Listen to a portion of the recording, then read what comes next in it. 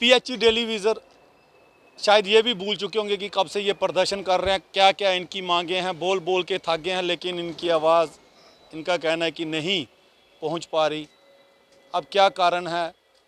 हर महीने, हर कुछ महीने बाद, हर कुछ दिनों बाद एक नया बड़ा ये प्रदर्शन भी करते हैं कि जिससे इनको लगे कि सरकार एडमिनिस्ट्रेशन तक इनकी आवाज़ पहुँचे। लेकिन क्यों नहीं आपकी आवाज़ पहुँच पा रही? क्योंकि आप भी चाहते हैं एक बेहतर भविष्य हो आपका, आपके बाल बच्चे अच्छी तरह से पढ़ें, वो भी वही खान पान कर सके जो बड़े बड़े लोगों के करते हैं, मंत्रियों के करते हैं, ब्यूरोक्रेट्स के करते हैं, लेकिन उन चीज़ों से वंचित हैं। क्योंकि जब आपकी सैलरी नहीं होगी अच्छी, 24 घंटे आप वर्क करेंगे, 20-20, 25-25, 30-30 साल आपने सेवाएं दे दी इस डिपार्टमेंट को, और फिर एक नए नए ऑर्डर निकाले जाते हैं जिससे आपके हृदय को भी कहीं ना कहीं चोट पहुंचती है। लेकिन परेशान, दुखी प्रदर्शन जो आपके हक में है आप करते हैं, सरकार तक, एडमिनिस्ट्रेशन तक, जहां तक हो सकता है आप अपनी आवाज़ पहुंचाने की कोशिश करते हैं, लेकिन फिर वहीं के वहीं। और जब भी कोई बड़ी, अगर कोई दिन त्यौहार होता है या कभी भी कुछ होता है, सिर्फ 9,000 और पिछले कुछ दिनों में सिर्फ 11 रुपये बढ़ाए गए। तो अब आप क्या करने जा रहे हैं आने वाले समय में? अगर बात करें 16 तारीख को, जिस तरह से आपने एक बड़ा प्रदर्शन करने की मांग की है, पहले भी, इससे पहले भी बड़े कई किए, तो क्या लगता है कि आप कहां तक पहुंचेंगे? पहले बहुत बहुत शुक्रिया अभी न्यूज़ का। मेरा नाम नवदीप सिंह, मैं यूनाइटेड फ्रंट का मेंबर हूँ। जहाँ तक आवाज़ की बात है, हमें आज से नहीं, हमारी एजिटेशन जो है आज 6 महीने हो गए हैं एजिटेशन को चलते हुए। ये हमारी आवाज़ सरकार तक भी पहुँची है, और सभी जो बड़े बड़े मंत्री हैं, जो हमारे यहाँ पे मंत्री रहे हैं बीजेपी के, जिन्होंने कमेटियाँ गठित की, और शायद कमेटियाँ गठित करने के बाद वो शायद इस हमारी डिमांड को लेके शायद ऊपर तक भी गए। और हमारी डिमांड ये नहीं है कि यहाँ स्टेट को नहीं पता है, सेंटर वालों को भी पता है कि यहाँ पे डेली वेजरों का मसला एक बहुत बड़ा मसला है। लेकिन मुझे समझ में नहीं आता है कि एक जेन्युइन डिमांड हमारी, जो लोग 25-25 साल से काम कर रहे हैं, जो रिटायरमेंट की एज के ऊपर आ गए हैं, अगर उन लोगों को आज आप 11 रुपये दे के लालीपॉप दोगे तो वो लोग ये सहन नहीं करेंगे। ये हमने पहले भी सरकार को बोला था कि कम से कम भी मिनिमम वेजेस एक्ट आपको लगाना चाहिए। अगर यूटी बनाई है तो कम से कम, अगर आपने लद्दाख में रेट बढ़ा दिए तो जम्मू कश्मीर को क्यों आपने अलग रखा? मुझे बताइए, ये कौन सा नया जम्मू कश्मीर है? 370 तोड़ने के बाद जम्मू कश्मीर की कौन सी तरक्की है? आज बजट में यहाँ पे 5,500 करोड़ रुपया बढ़ाया जा रहा है हमारी स्टेट के लिए।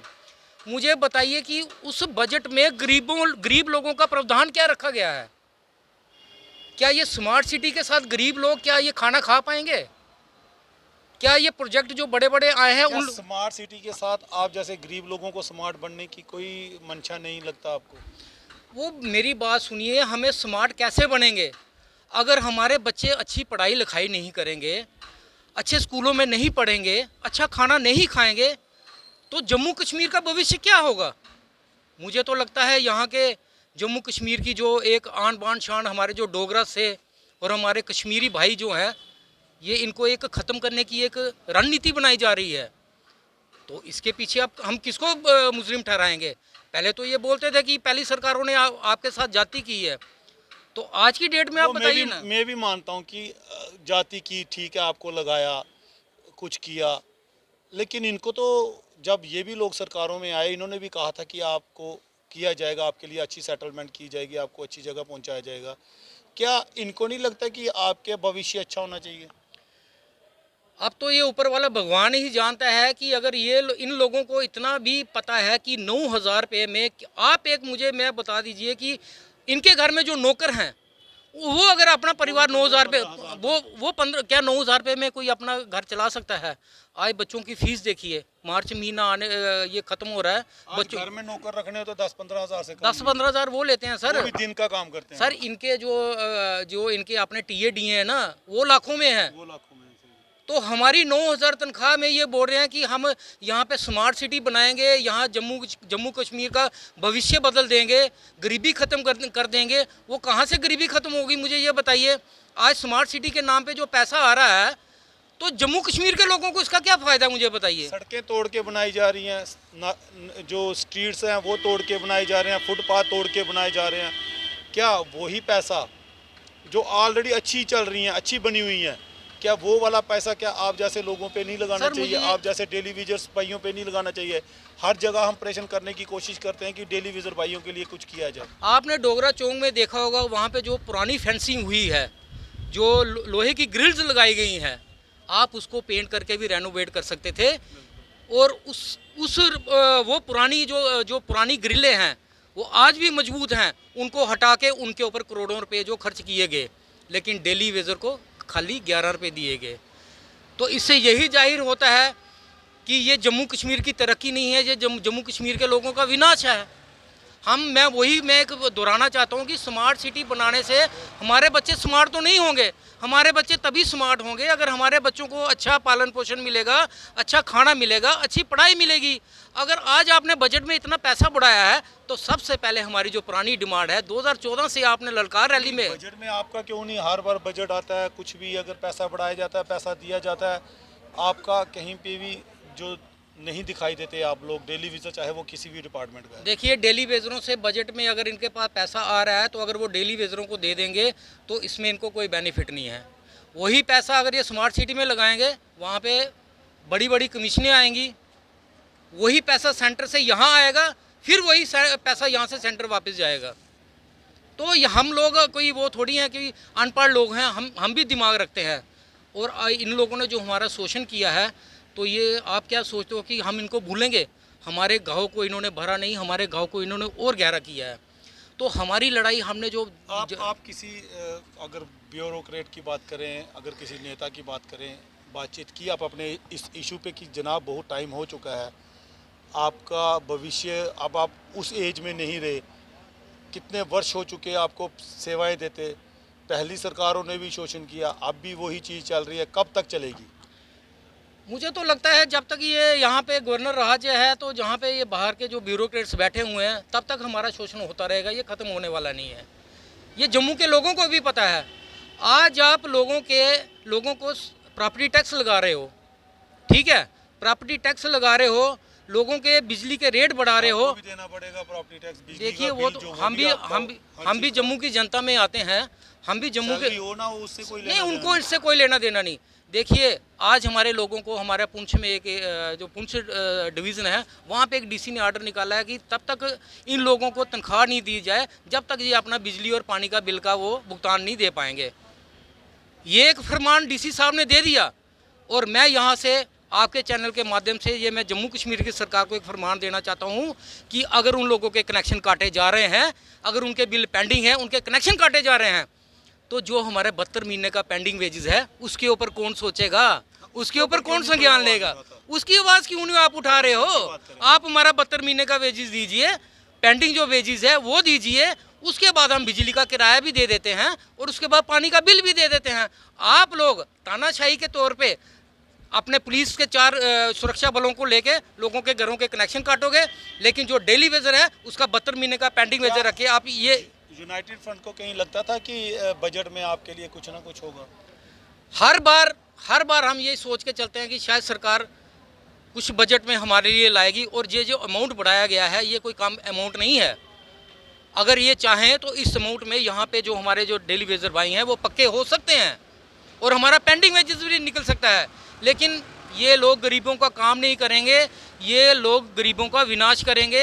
ये सरकार यही सोच के आई है, लेकिन वक्त आने पे हमारी लड़ाई जो है हमने जारी रखी है, हम इसको पीछे हटने वाले नहीं है। हमने इनको ऑप्शन दिया है कि आप हमारा पेंडिंग वेजेस दे दो, हमें निकाल दो, आप चला लो अपना डिपार्टमेंट, हमें उसमें कोई एतराज़ नहीं है। ये वो भी करके राजी नहीं है। इनको पता है कि फ्री में जम्मू कश्मीर का पानी चल रहा है, अब पानी का किराया बढ़ा रहे हो। कभी ये पूछने की कोशिश की कि जनाब हम लोग डेली वीज़र हैं, अब अपने बच्चों को, अपने जो बुज़ुर्गों को क्या हर वो फैसिलिटी दे पा रहे हैं? क्या उनको ये समझ में नहीं आ रहा, या आप समझा नहीं पा रहे कि आप लोग परेशान हैं, आप लोग दुखी हैं? देखिए, इनको सब पता है, ये सब जानते हैं, लेकिन बात वही आ गई कि ब्यूरोक्रेट्स वाली। IAS अफसर ये एक ही सवाल करते हैं, ये किसने लगाए हैं? मुझे ये बताइए, ये डिपार्टमेंट किसने बनाया है? गवर्नमेंट ने बनाया है। गवर्नमेंट में ये जो एक्शन एससी या चीफ इंजीनियर अपॉइंट किसने किए हैं? गवर्नमेंट ने किए हैं। उसके बाद अगर डेली वेजर अगर अपॉइंटमेंट होते हुए हैं या हुए थे, अगर वो जो 20-20 साल से पानी चला रहे हैं, तो वो किसने अपॉइंटमेंट किए? क्या ऊपर से कोई भूत आया था या कोई अलग? उन्हीं सरकारों ने किए थे, उन्हीं सरकारों ने किए थे। और इनके टाइम पे भी हुआ है। इनके टाइम पे भी ये क्या नाम है, रिक्रूटमेंटें होती हैं। तो क्या ये कोई इन्होंने गुनाह कर दिया? जम्मू कश्मीर के लोगों को पानी नहीं चाहिए, उनको बिजली नहीं चाहिए, वो कौन चलाएगा? परमानेंट रिक्रूटमेंट बंद है इनकी। आज मुझे बताइए कौन कितने परमानेंट? 10% परमानेंट नहीं रहे हैं। 2025 में पीएचई डिपार्टमेंट परमानेंट एम्प्लॉयज हुआ खत्म हो जाएगा। कौन चलाएगा मुझे ये बताइए? ये पीएचई डिपार्टमेंट डेली वेजर, और ये फ्री में हमारे से काम लेना चाहते हैं। ये कहाँ की तानाशाही है? इनको पता है ये फ्री में हमें काम दे दो तो 9,000 रुपये में। 16 तारीख का किस तरह का जो आपका प्रदर्शन रहेगा? 16 तारीख को हमारी दोबारा से एजिटेशन शुरू होने जा रही है। हमने सरकार को बहुत टाइम दे दिया। डिप काम का साथ के साथ हमारी मीटिंग हुई थी, उन्होंने 1 महीने का टाइम मांगा। 1 महीने के टाइम मांगने के बाद यहाँ से हमें लगता है कि जब वो बात करने के लिए चीफ सेक्रेटरी के पास गए, जहाँ गवर्नर से बात की, तो उन्होंने उनको साफ मना कर दिया कि आप इस मसले से पीछे हो जाओ। तो जब हम डिप काम साहब से मिलने के लिए गए, भाई आपने 1 महीने का टाइम मांगा था, तो उन्होंने हमें मिलने से मना कर दिया। इट मीन्स कि यहाँ पे डिप काम की भी नहीं चलती है। डिप काम एक ये पूरे हमारे जम्मू प्रोविंस का एक मतलब नेक्स्ट टू गवर्नर माना जाता है। पूरी लॉ एंड ऑर्डर उनके पास है। हम हर रोज़ सड़कों के ऊपर उतरते हैं, सड़कें बंद होती है, पानी बंद होता है, पुल बंद होते हैं, जम्मू की जनता परेशान होती है। तो उसकी जिम्मेदारी तो डिप काम के ऊपर है ना।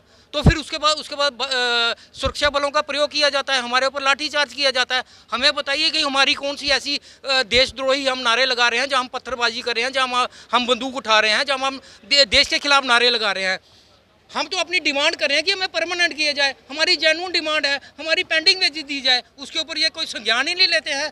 तो आने वाले टाइम में तो फिर हम तो सड़कों के ऊपर उतरेंगे, जम्मू की जनता तंग पड़ेगी, जम्मू का पानी भी बंद होगा। तो हम करना नहीं चाहते हैं जम्मू के लोगों को तंग, लेकिन ये सरकार सब कुछ करवाना चाहती है और ये सरकार के ऊपर जिम्मेवारी जाती है। किस तरह से जाएगा 16 तारीख? 16 तारीख से हमारी एजिटेशन शुरू होगी। यहाँ पे हमारा बीसी रोड में हमारे जितने भी भाई हैं, यहाँ पे हमारे जम्मू प्रोविंस के बैठे हैं, यहाँ पे बैठे हैं, हमारे जम्मू प्रोविंस के जितने भी भाई हैं, हमारे डेली वेजर भाई, वो सब यहाँ पे इकट्ठा होके तो ये सरकार के खिलाफ दोबारा से प्रोटेस्ट शुरू होगा। क्योंकि हम लोग ना तो कोई ज़मीन मांग रहे हैं और ना तो कोई ज़्यादा कुछ मांग रहे हैं। हमारा एक ही है कि हमारी पेंडिंग वेजेस दे दो, हमें परमानेंट का कोई हल बताओ। SRO 520 आपने ठप कर दिया, SRO 64 आपने ठप कर दिया। आपके पास कौन सी ऐसी नीति है? आप रातों रात यहाँ पे बिल पास कर देते हो, रातों रात आप यहाँ पे यूटी बना देते हो, रातों रात 370 तोड़ देते हो, रातों रात यहाँ पे आप ये जम्मू के प्रॉपर्टी टैक्स लग जाते हैं। क्या हमारे डेली वेजरों के बारे में आपके IAS अफसरों के पास दिमाग नहीं है कि ये डेली वेजर 9,000 रुपये में कैसा गुजारा करेगा?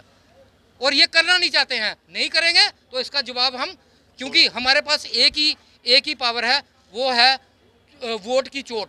और वो आने वाले टाइम में अगर इन लोगों ने डेली वेजरों के साथ ऐसा बर्ताव किया, अगर हमारा मसला हल नहीं किया, तो आने वाले टाइम में, आने वाली इलेक्शन में हम इनके ओपनली अगेंस्ट जाएंगे और घर घर में जाके इनके खिलाफ प्रचार करेंगे, गांव-गांव में प्रचार करेंगे कि उन लोगों ने हमारे साथ धोखा किया है, हम इनके साथ नहीं जाएंगे।